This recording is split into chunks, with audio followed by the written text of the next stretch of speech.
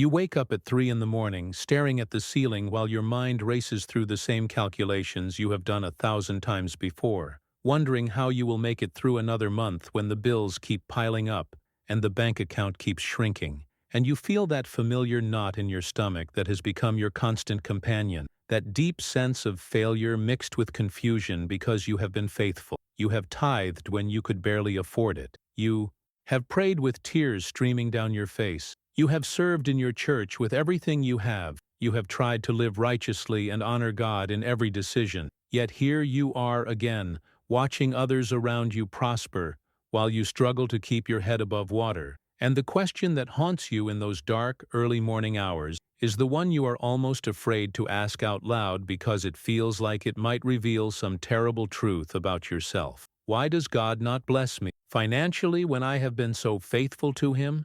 You see people who do not even acknowledge God driving new cars and taking vacation, while you are stretching every dollar until it screams. You watch as opportunities seem to fall into the laps of others, while you work twice as hard for half the results. And deep in your heart there is this growing wound, this sense that maybe you are doing something wrong. Maybe you are not faithful enough. Maybe God is disappointed in you. Maybe you missed some crucial lesson that everyone else seems to have learned. And the shame of that possibility keeps you from talking about it with anyone, because admitting financial struggle in Christian circles often feels like admitting spiritual failure, as if your empty bank account is somehow proof that your faith is deficient or your relationship with God is broken. The pain of this situation goes far beyond the practical challenges of paying bills or making ends meet, because what you are really experiencing is a crisis of identity and purpose that strikes at the very core of who you believe yourself to be as a child of God.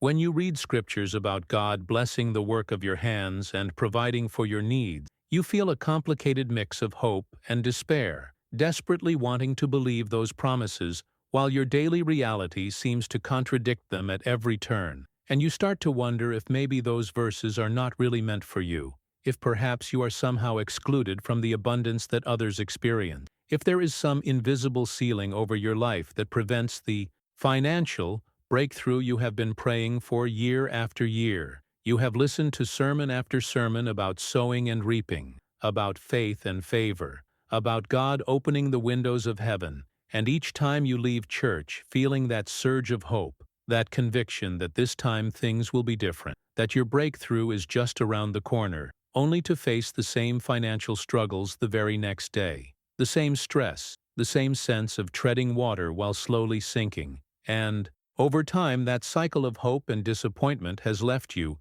emotionally exhausted, spiritually confused, and dangerously close to giving up on the idea that financial freedom is even possible for someone like you. But what if I told you that the reason God has not blessed you financially has nothing to do with your faithfulness and everything to do with fundamental misunderstanding about how divine abundance actually works in the practical realm of money and wealth? What if the very way you have been taught to think about financial blessing is actually preventing you from receiving it, not because God is withholding anything from you, but because you are approaching prosperity with a mindset and methodology that cannot possibly produce the results you desire? The truth that I am about to share with you has the power to completely transform your financial reality, but it requires you to be willing to challenge some deeply held beliefs and to see wealth creation through a lens that honors both biblical principle and the practical wisdom that has built every lasting fortune throughout human history. This is not about your level of faithfulness, because I have no doubt that you are faithful, that you love God, that you are trying your best to honor Him in your life, and that commitment is not in question here. What is in question is whether you understand the actual mechanism through which God distributes financial blessing in this world, the systems and principles He has embedded into creation that govern the flow of wealth, the laws of stewardship and multiplication that operate as consistently as the law of gravity, regardless of your spiritual status. You see, God did not design financial blessing to simply drop from heaven like manna in response to prayer and faithfulness alone, because if He had, that would actually undermine the very purpose of prosperity, which is not merely to meet your needs, but to develop your character, expand your capacity, and equip you to fulfill the larger purpose for which you were created. The reason you have not experienced financial breakthrough despite your faithfulness is that faithfulness is meant to be the foundation upon which you build something, not the entirety of the building itself. And until you understand what you are supposed to be building with that foundation, until you grasp the principles of wealth creation that God expects you to learn and apply, you will remain stuck in a cycle of spiritual devotion without material manifestation, wondering why your prayers seem to bounce off the ceiling while others who appear less devoted experience financial success. Let me tell you something that will sound controversial, but is absolutely true. God is not a cosmic vending machine where you insert faithfulness coins and receive prosperity prizes, because that would reduce the creator of the universe to a transactional dispenser and would turn you into a passive recipient rather than an active co-creator with divine purpose. The Almighty has designed a world where prosperity flows according to principles, where wealth accumulates through specific actions and mindsets, where financial increase is the natural result of understanding and applying certain immutable laws that govern abundance. When you read the parable of the talents, what you should notice is that the servants who multiplied their resources did not do so through prayer and faithfulness alone. They did it by taking what they were given and actively working to increase it, by understanding the systems of exchange and value creation, by taking calculated risks and making strategic decisions. And the servant who was condemned was not the one who tried and failed, but the one who did nothing at all except protect what he was given out of fear. That parable is not primarily about spiritual gifts or ministry calling. It is fundamentally about financial stewardship, about the expectation that you will take whatever resources God has entrusted to you and multiply them through wise action and intelligent strategy. And the fact that most Christians completely miss this economic dimension of the teaching reveals exactly why so many faithful believers remain financially stuck. You have been taught to pray for blessing while God is waiting for you to learn the principles of multiplication. You have been asking Him to do for you what He has already given you the capacity and responsibility to do yourself. You have been treating wealth creation as a mysterious spiritual lottery, rather than a learnable skill set with predictable outcomes when properly applied. The philosophy that governed John Rockefeller as he built one of the greatest fortunes in human history was not random chance or ruthless greed, as many imagine, but rather a deep understanding of certain fundamental principles about value creation, systematic thinking, and long-term strategic planning. Principles that are entirely compatible with Christian faith when properly understood and applied. Rockefeller himself was a devout Baptist who gave away more money than most people will ever see in their lifetime, who understood tithing as a sacred obligation from his very first paycheck, who believed that his wealth was a stewardship from God, and that he was accountable for how he managed every dollar. Yet he also understood something that most Christians today have never been taught, which is that God blesses you financially through your understanding and application of economic principles, not in spite of them. When Rockefeller looked at the chaotic oil industry of his time, he did not pray for God to give him oil wells. He studied the entire system from production to distribution. He identified inefficiencies and opportunities. He developed strategies for creating value and capturing market share. He built systems and structures that could operate with increasing efficiency and scale. And then he worked those systems with relentless discipline and long-term vision, understanding that wealth was the natural outcome of creating genuine value in the marketplace and doing so more effectively than anyone else. The reason God blessed Rockefeller financially was not because he prayed more fervently than other Christians. It was because he understood and applied the principles through which God has chosen to distribute wealth in this world. Principles of value creation, systematic thinking, disciplined execution, and long-term compounding that are available to anyone willing to learn and apply them. Now I want to pause here for a moment because I know that what I am sharing is challenging some of what you have been taught, and I want you to really think about this question. What is your biggest struggle when it comes to aligning your faith with financial success? Is it that you feel guilty about wanting wealth, as if desiring prosperity somehow makes you less spiritual? Is it that you have been taught money is the root of all evil, and that pursuing financial success is inherently ungodly?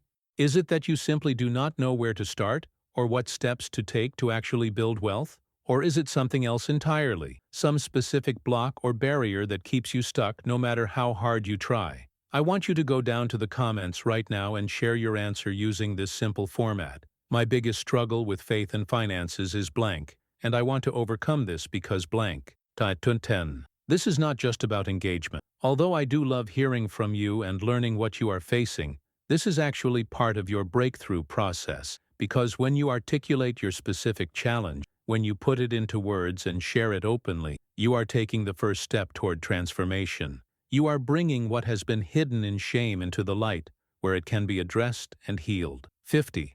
Your comment will not only help me create content that speaks directly to your needs, it will also help others who are facing the same struggles. Realize they are not alone in this journey, that their financial difficulties are not evidence of spiritual failure, that there is a community of believers who are learning to honor God while also building genuine wealth. So go ahead and comment right now, and then come back, because what I am about to share next will give you a completely different framework for understanding why you have been stuck and exactly what needs to change for you to experience the financial breakthrough you have been praying for. T10. Here is what you need to understand. The absence of financial blessing in your life, despite your faithfulness, is not a sign of divine displeasure or spiritual inadequacy. It is a sign that you have not yet learned and applied the principles through which God has ordained wealth to be created in this world. Content 1050. Think about it this way. If you planted a seed but never watered it, never exposed it to sunlight, never provided proper nutrients, you would not conclude that God does not want that seed to grow. You would recognize that you failed to provide the conditions necessary for growth to occur. 30.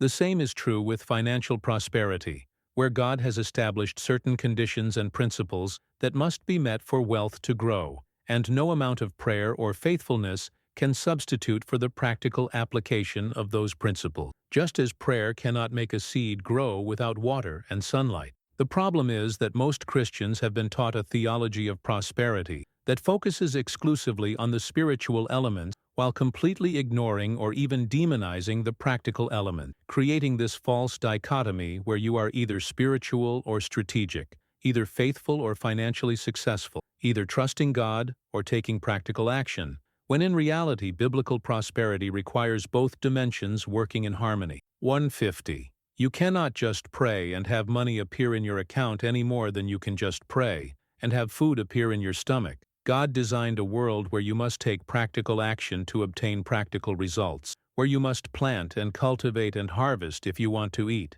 where you must learn principles and apply systems and execute consistently if you want to build wealth. And He did this not to make your life difficult, but to make you into the kind of person who has the character and capacity to handle the resources He wants to entrust to you. The reason most Christians remain financially stuck is that they are operating with what I call a consumer mentality rather than a creator mentality, where they see themselves as passive recipients waiting for God to bless them rather than active participants learning to create value in partnership with divine purpose. When you have a consumer mentality, your primary question is always, how can I get more money to meet my needs and wants? But when you develop a creator mentality, your primary question becomes, how can I create value that serves others and generates wealth as a natural byproduct? Do you see the difference? One approach is focused on extraction, on getting as much as possible from the world around you, while the other is focused on contribution,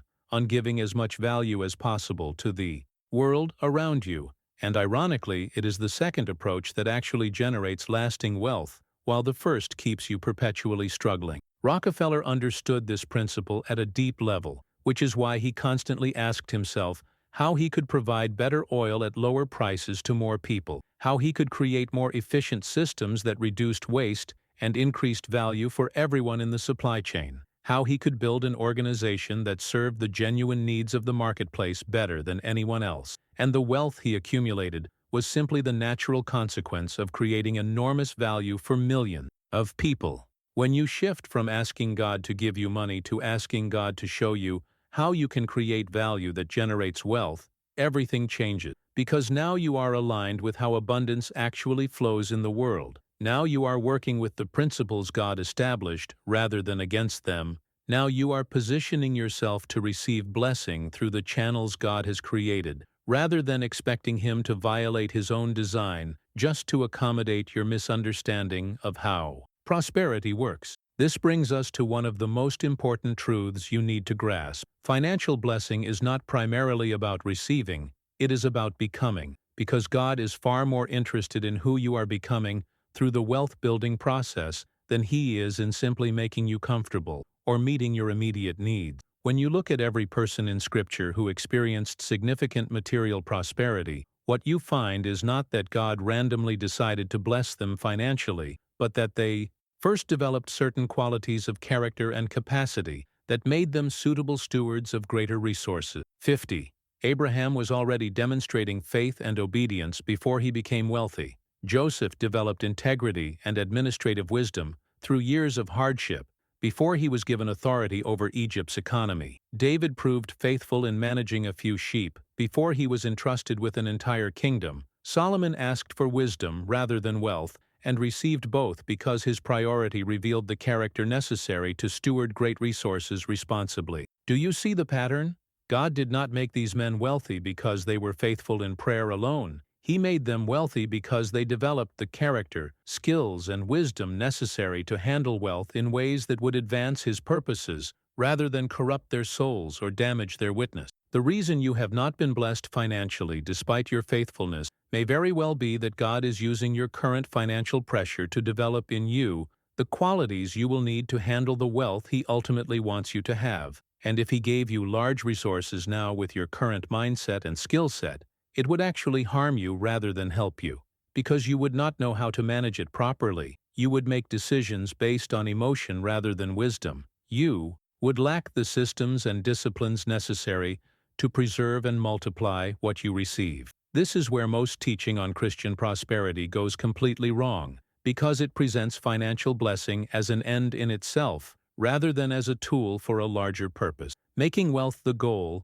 when it should only be the means to fulfill the actual goal of advancing God's kingdom and blessing others. When your primary motivation for wanting financial breakthrough is to relieve your own stress and increase your own comfort, you are actually operating from a consumer mindset that God cannot fully bless because it would only reinforce selfishness and spiritual immaturity. Tithe. But when your motivation for building wealth is to increase your capacity to serve God's purposes, to be a channel of blessing to others, to have resources available for kingdom opportunities when they arise, to create jobs and support ministries, and solve problems in your community, then you are operating from a creator mindset that God can bless abundantly, because the wealth will flow through you to accomplish His purposes, rather than getting stuck in you to feed your ego and comfort. Psalm 50. Rockefeller understood this principle perfectly, which is why he gave away over $500 million in his lifetime to churches, schools, medical research, and various humanitarian causes, understanding that wealth was not something to be hoarded, but something to be circulated for maximum benefit. And this generous vision actually attracted more wealth to him, because he was demonstrating himself to be a trustworthy steward who could be entrusted with greater resources. 30. When you shift your financial vision from, "I want to be blessed," to, "I want to be a blessing," something fundamental changes in how you approach wealth creation. Because now you are not just trying to get something from God, you are offering yourself as a partner with God in distributing resources where they are needed most. And that shift in motivation opens channels of blessing that self-focused prayers can never access. Nirunta 10. Let me be very direct with you about something that most preachers will not tell you because it is not popular or comfortable. One of the primary reasons you are not financially blessed, despite your faithfulness, is that you have not invested in developing financial intelligence and practical business skills, treating these as optional extras rather than as essential components of biblical stewardship. 50. You have been faithful in attending church, faithful in reading your Bible, faithful in prayer and worship, and all of that is absolutely important and necessary. But you have not been equally faithful in learning how money actually works, how to create and manage a budget, how to invest wisely, how to identify and evaluate business opportunities, how to negotiate effectively, how to build systems that generate income, how to think strategically about value creation. And God cannot bless you with resources you do not know how to manage any more than He can bless you with a car when you have never learned to drive. The scripture says that God gives seed to the sower, not to someone who just stands in the field praying for a harvest. And being a sower means you must learn the agricultural principles of your particular field. You must understand seasons and soil and cultivation techniques. You must develop the skills necessary to plant effectively and tend carefully and harvest efficiently. In the financial realm, this means you must become a student of wealth creation. You must read books and take courses and learn from mentors who have actually built substantial wealth. You must study how successful businesses operate. You must understand basic financial concepts like compound interest and asset allocation and cash flow management. You must develop the ability to think several moves ahead, like a chess player rather than just reacting to immediate circumstances like a checker, player, and all of this learning is part of your faithful stewardship, part of how you honor God with your mind and develop the capacity He wants to see in you. The beautiful thing about developing financial intelligence is that it simultaneously increases your faith because you start to see how God has woven principles of abundance throughout His creation, how the same God who designed the exponential growth of seeds planted in soil also designed the exponential growth of money invested wisely over time, how the same God who created diversity in nature also teaches us to diversify our income streams, how the same God who established seasons of 50 planting and harvesting also teaches us to plan for future needs during seasons of plenty. When you understand these connections between spiritual truth and financial principle, you stop seeing business and finance as secular activities separate from your faith and start seeing them as expressions of divine order that you get to participate in. And that perspective transforms everything about how you approach wealth creation. You begin to realize that learning to negotiate effectively is not manipulative, but is actually a form of wise stewardship that ensures you receive fair value for what you offer, that building a profitable business is not greedy, but is actually a way to create jobs and serve customers and generate resources for kingdom purposes, that investing for long-term growth is not worldly, but is actually prudent planning that demonstrates trust in God's long-term faithfulness, that developing multiple income streams is not a lack of faith, but is actually wise diversification that protects your family from economic volatility. 50.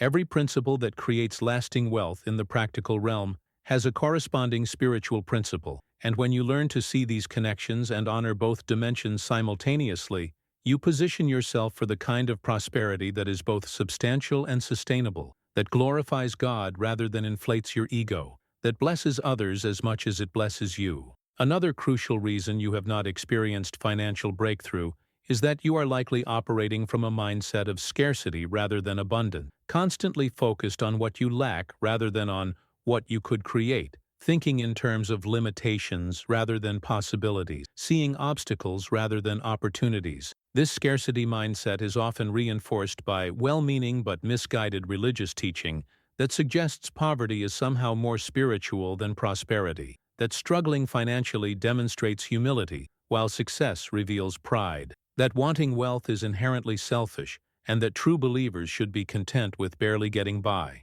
But this perspective completely contradicts the nature and character of God as revealed throughout Scripture, where He is consistently described as abundant, generous, able to do immeasurably more than we ask or imagine, where He talks about blessing that overflows and has no room to contain it, where He describes Himself as a Father who loves to give good gifts to His children, where He promises that those who honor Him will prosper, and that the work of their hands will be blessed. The God of the Bible is not a God of barely enough. He is a God of more than enough. He is not a God who wants His children barely surviving. He is a God who wants them thriving and overflowing so they can be conduits of blessing to everyone around them. When you embrace this abundance mindset rooted in the true nature of God, you stop seeing wealth as something to feel guilty about pursuing and start seeing it as your inheritance as a child of the King. You stop thinking in terms of how little you can get by with and start thinking in terms of how much you could accomplish with greater resource.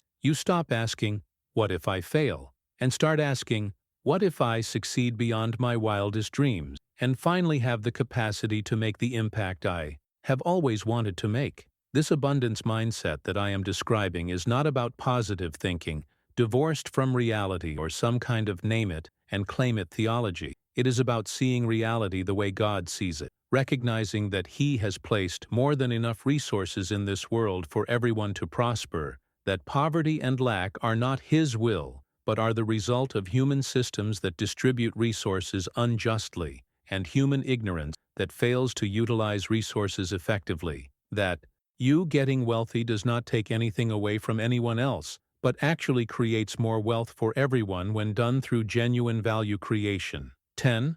When Rockefeller transformed the oil industry, he did not make himself rich by making everyone else poor. He made himself rich by making energy affordable and accessible to millions of people who previously could not obtain it, by creating jobs for tens of thousands of workers, by developing distribution systems that served entire regions, by investing in research and innovation that advanced technology for everyone's benefit. His wealth was not extracted from others, it was created through making everyone's lives better, and that is the kind of wealth creation that God fully supports and enthusiastically blesses. The same opportunity exists for you in whatever field or industry or calling you are pursuing, to create value that serves real needs and solves real problems, to do so with excellence and integrity that honors God, to build something that employs people and blesses customers and generates resources that can be used for kingdom purposes. And when you approach wealth creation from this perspective of contribution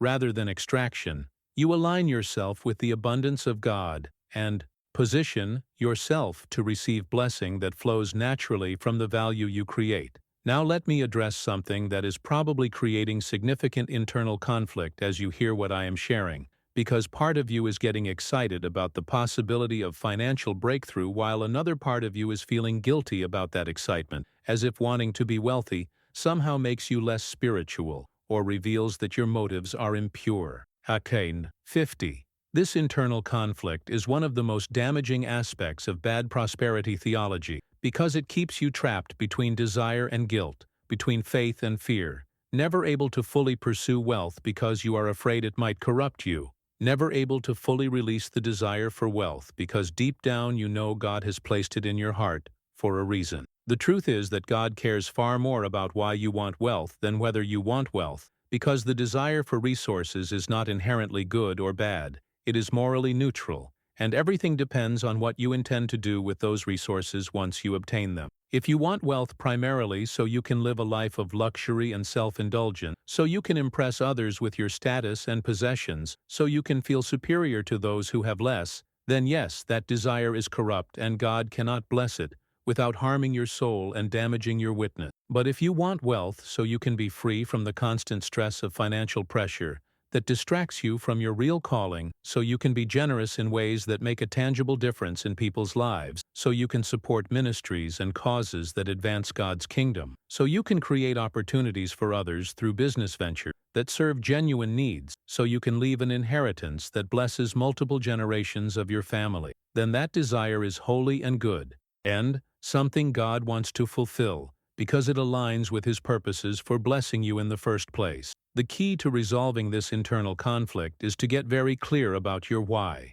about the ultimate purpose for which you want to build wealth, and to make sure that purpose is bigger than yourself and rooted in genuine service to others. When your why is big enough and pure enough, when it truly centers on blessing others and advancing God's kingdom, then the desire for wealth becomes a holy ambition rather than a selfish craving, and you can pursue financial success with confidence that you are operating in alignment with God's will rather than in opposition to it. Rockefeller was driven by a vision that went far beyond personal enrichment. He wanted to create systematic solutions to major problems. He wanted to fund medical research that could cure diseases affecting millions. He wanted to support educational institutions that could lift people out of poverty through knowledge and skills. He wanted to establish foundations that would continue doing good long after he was gone. And that expansive vision for generosity actually fueled his ambition to create wealth, because every dollar he made was a dollar he could eventually use to change lives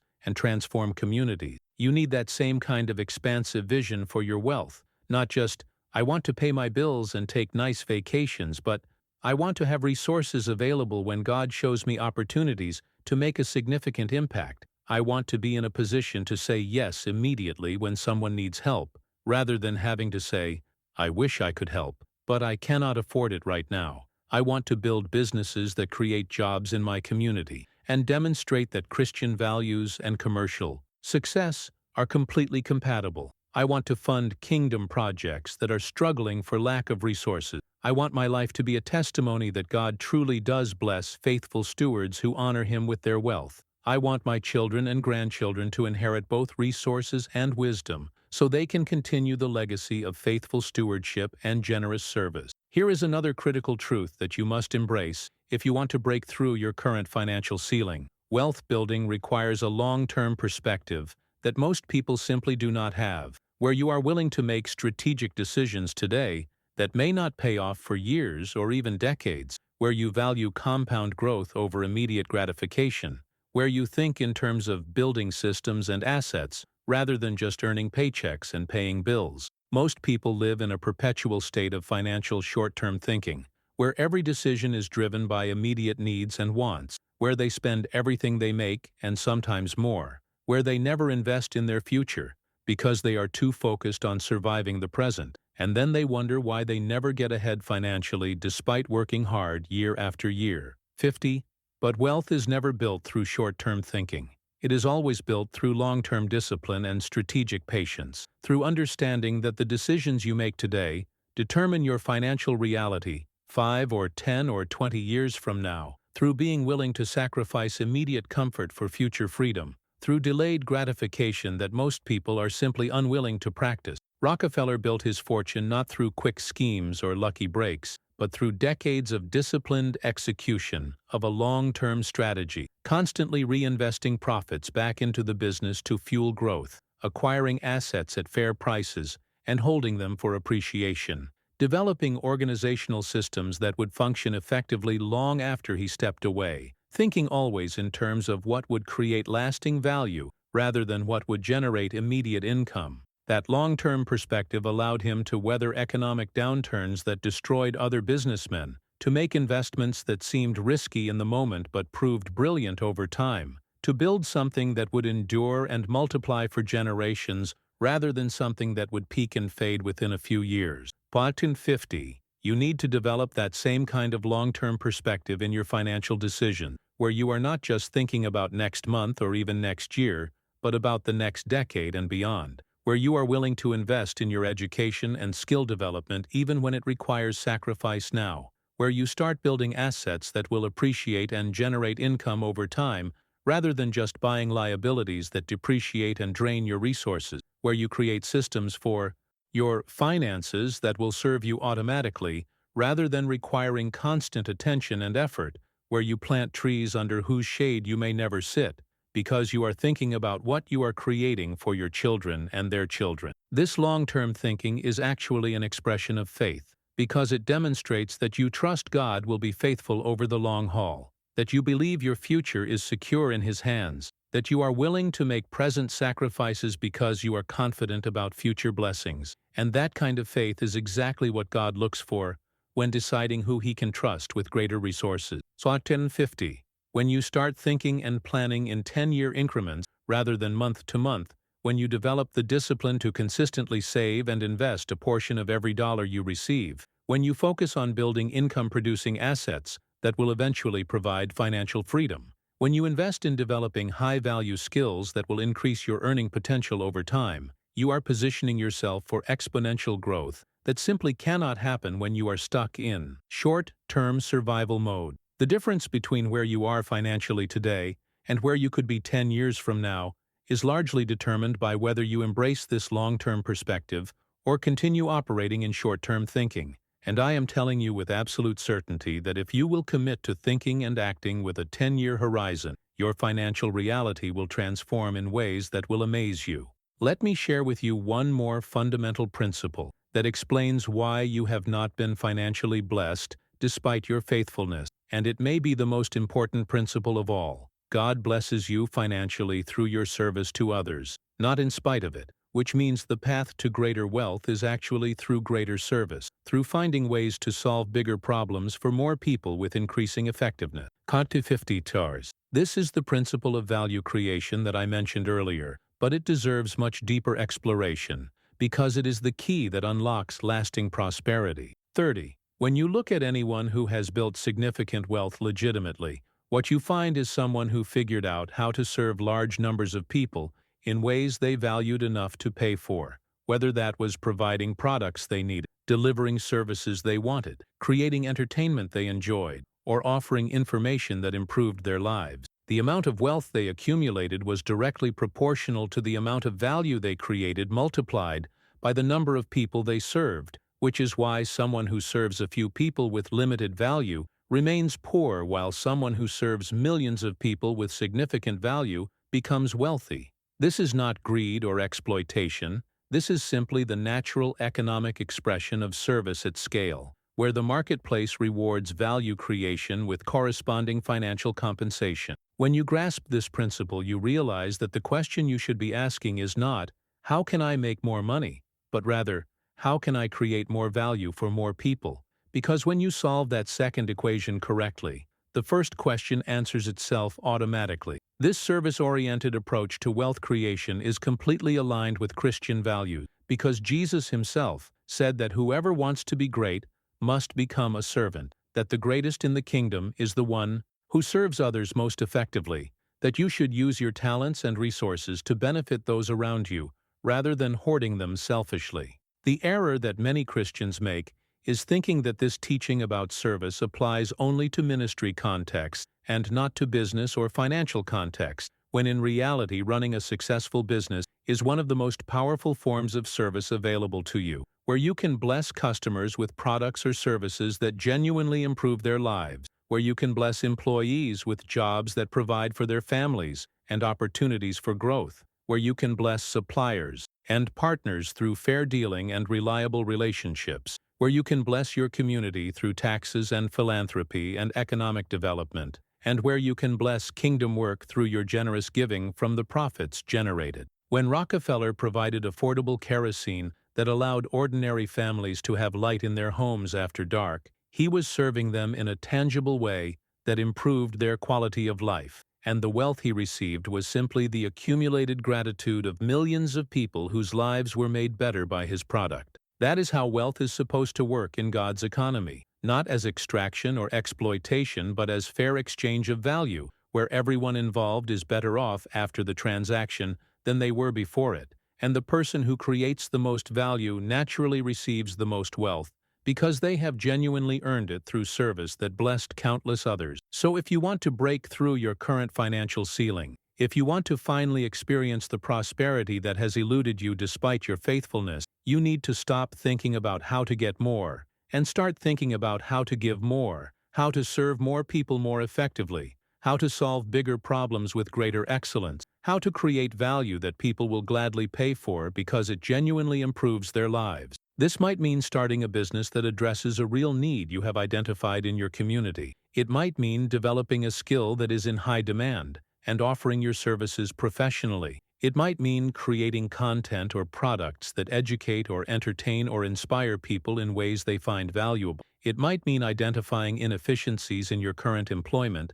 and proposing solutions that make you indispensable to your employer. Or it might mean something completely different based on your unique gifts and circumstances. The specific path will be different for everyone, but the underlying principle remains the same. Wealth flows to value creators, to problem solvers, to those who serve others effectively and consistently. And if you want to be blessed financially, you must position yourself in that flow by becoming someone who creates genuine value in the marketplace. This is not about compromising your faith or becoming worldly. It is about understanding how God designed wealth to flow and aligning yourself with His design so you can receive the blessing He wants to give you. Now, before we go further, I want to invite you to become part of a community that is learning to honor God while building substantial wealth, because the journey I am describing is not one you should walk alone. If what you have heard so far resonates with you, if you are tired of being stuck financially despite your faithfulness,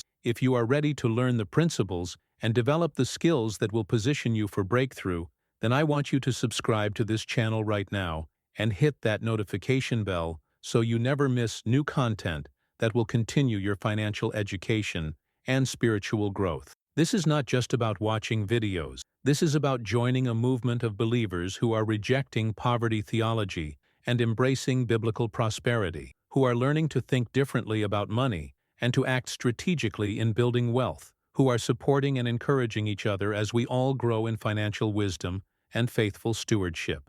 When you subscribe, you are saying, I am committed to my financial transformation. I am willing to learn and apply new principles. I am ready to become the kind of person God can trust with greater resources, and I want to be part of a community that is pursuing the same goals with the same value. 30. The content I create is specifically designed to give you practical strategies combined with biblical foundation to show you exactly how to create value and build wealth while maintaining integrity and honoring God, to address the specific challenges and questions that Christian entrepreneurs and stewards face as they pursue prosperity with purpose. So go ahead and subscribe right now, and then come back, because what I am about to share next will give you specific action steps you can take immediately to begin your financial breakthrough. Practical applications of everything we have discussed so far. One of the most damaging beliefs that keeps Christians financially stuck is the idea that struggling with money is somehow noble, or that God is more pleased with poverty than prosperity, when in reality, financial struggle often prevents you from doing the very things God has called you to do and limits your effectiveness in advancing His kingdom. Think about it honestly. When you are constantly stressed about money, when you are living paycheck to paycheck with no margin for emergencies or opportunities, when you have to say no to every request for help because you can barely help yourself, when you are too preoccupied with survival to think strategically about your calling, are you really better positioned to serve God effectively than you would be if you had financial peace and abundant resources? The honest answer is no, and yet, so many believers have been taught to wear their financial struggles like a badge of spiritual honor, as if being broke somehow proves they are not materialistic or worldly, when in reality it often just proves they have not learned the principles of biblical stewardship and wealth creation that God expects them to master. 50 lines. God does not get glory from your poverty. He gets glory from your prosperity when it is stewarded with integrity and used for kingdom purposes, when it demonstrates that serving Him leads to blessing rather than deprivation, when it allows you to be generous in ways that make a tangible difference in people's lives, when it funds ministries and missions that might otherwise lack resources, when it provides for your family in ways that honor Him and create a legacy of faithfulness for future generations. The idea that poverty is more spiritual than prosperity is a lie from the enemy designed to keep believers powerless and ineffective, unable to make the impact they were created to make,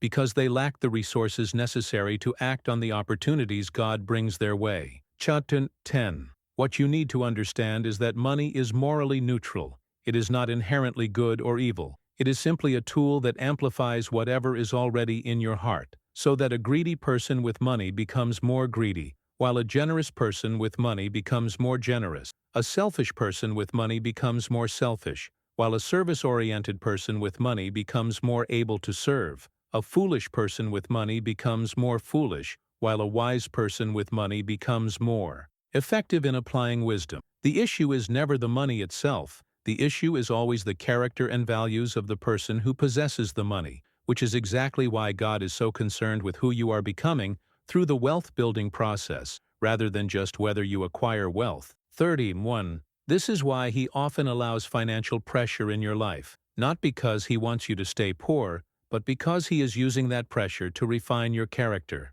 to teach you discipline and wisdom and faith, to develop in you the qualities you will need to handle greater resources responsibly when He entrusts them to you. The testing you are going through financially right now is not punishment for some failure on your part.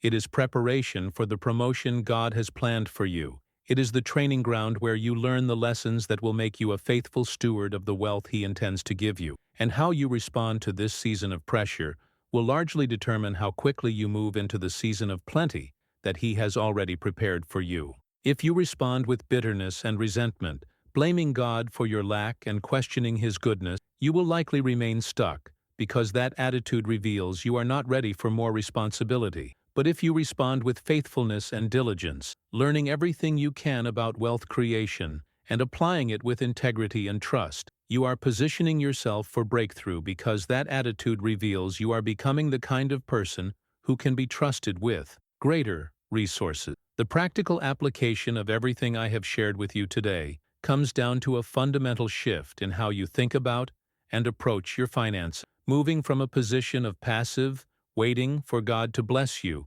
to active partnership with God in creating the conditions for blessing to flow, from consumer to creator, from scarcity to abundance, from short-term to long-term, from self-focused to service-oriented. This shift does not happen overnight. It is a process that requires intentional effort and consistent practice, but it begins with making certain specific decisions and taking certain concrete actions that align you with the principles we have discussed. First, you must commit to becoming a student of wealth creation, to reading books and taking courses and learning from those who have successfully built substantial wealth through legitimate value creation, understanding that financial education is as important to your stewardship as biblical knowledge is to your spiritual growth. Second, you must develop a clear and compelling vision for why you want to build wealth, a vision that goes beyond your own comfort and encompasses the impact you want to make on others and the kingdom purposes you want to serve, writing it down and reviewing it regularly to keep yourself motivated and focused.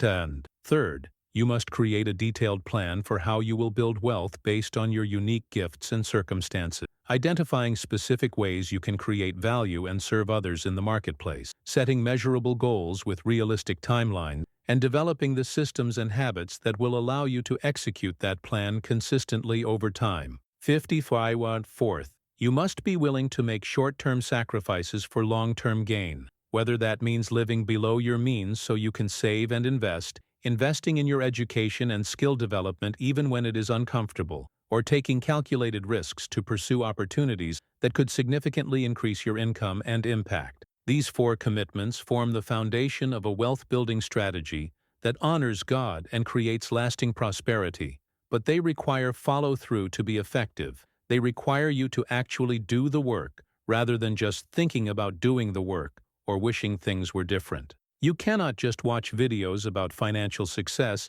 and expect your situation to change. You must apply what you learn. You must take action on the principle. You must develop new habits that replace the old patterns that kept you stuck. This is where most people fail, not because they do not know what to do, but because they are not willing to do what they know.